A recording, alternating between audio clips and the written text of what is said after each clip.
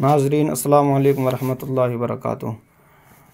اسلام کا چھٹا کلمہ رد کفر ہے۔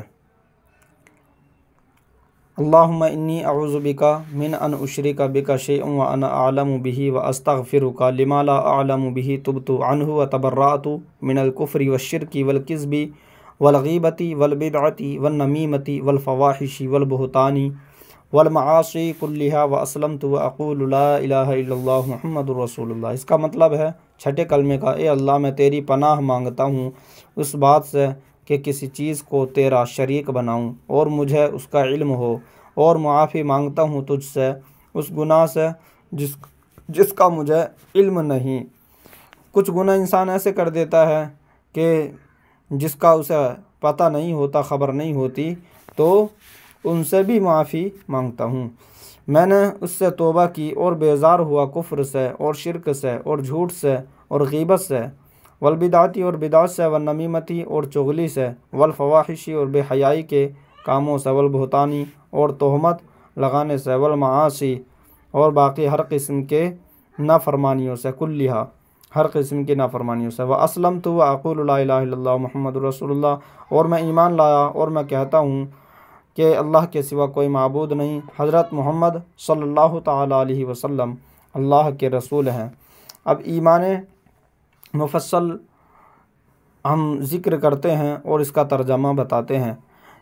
ایمان مفصل یہ ہے: آمنت باللہ وملائکتہ وکتبہ ورسلہ والیوم الآخر والقدر خیرہ وشرہ من اللہ تعالیٰ والبعث بعد الموت، یعنی ایمان لایا میں اللہ پر اور اس کے فرشتوں پر اور اس کی کتابوں پر اور اس کے رسولوں پر اور قیامت کے دن پر، اور اس پر کہ اچھی اور بری تقدیر اللہ کی طرف سے ہوتی ہے، اور موت کے بعد اٹھائے جانے پر۔ اب ایمان مجمل ذکر کرتے ہیں اور اس کا مطلب ایمان مجمل یہ ہے: آمنت باللہ کما ہوا باسمائہ وصفاتہ وقبلت جمیع احکامہ، یعنی ایمان لایا میں اللہ پر جیسا کہ وہ اپنے ناموں اور صفتوں کے ساتھ ہے، اور میں نے اس کے تمام احکام قبول کیے۔ اسی کو ایمان کہتے ہیں۔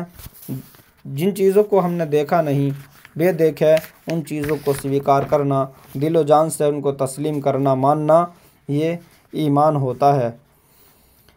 اگرچہ کلمہ شریف بھی صحیح سے نہ آتا ہو، لیکن ہم مذہب اسلام کی تمام باتوں کو، تمام اصول و آئین پر عمل کرتے ہوئے دل و جان سے تسلیم کرتے ہیں تو ہم ایمان والے ہیں، مسلمان ہیں۔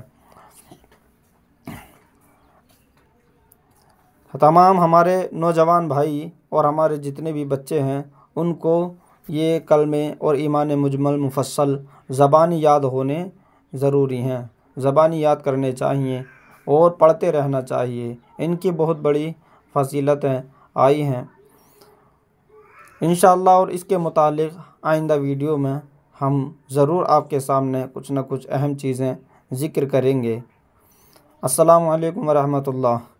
اور ایک چیز یہ ہے کہ آپ حضرات ہمارے ساتھ جڑے رہیں اور ہمارے کاروبار کے لیے دعا کرتے رہیں۔ اللہ رب العزت ہم سب کے کاروباروں میں ترقیاں عطا فرمائے، گھروں میں برکتیں عطا فرمائے۔